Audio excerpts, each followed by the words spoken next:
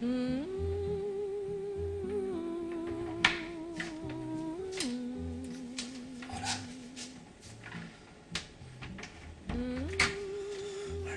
las 7 de la mañana. Vamos a correr. Vale. Bueno, voy a vestirme, prepararme, ponerme listo y ahora nos vemos.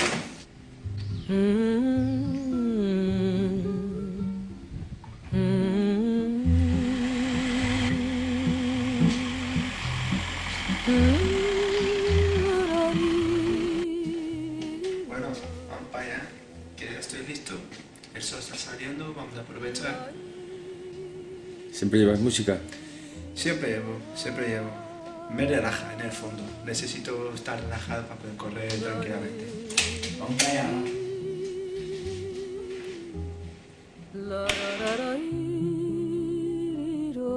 Yo suelo suelo estirar al final.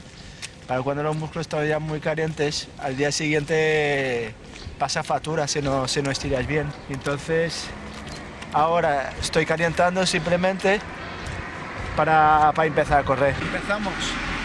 Ánimo y una horita y volvemos a hablar, ¿vale? Dia feliz que chegou, o sol no céu surgiu e em cada cor brilhou. Bueno, ahora estira un poquito.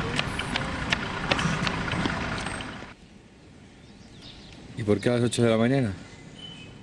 Hombre, a las 8 de la mañana porque creo que he descubierto que es la mejor forma de empezar el día. Porque añadido a esto está también el hecho de tener que mantener la forma, ¿no? Y empecé más o menos cuando me quedé en el paro. Que ya hace casi, bueno sí, hace un año. Y desde entonces pues he mantenido el ritmo. Evito no parar, porque parando cuesta más. Y luego volver. Bueno, hora de desayunar, que es hora, es el segundo mejor momento. Bueno, pues nada, que aquí ahora estoy desayunando después de una ducha, disfrutando del mejor momento del día y nada, encantado de enseñar un poco de mi vida y muchas gracias, hasta luego.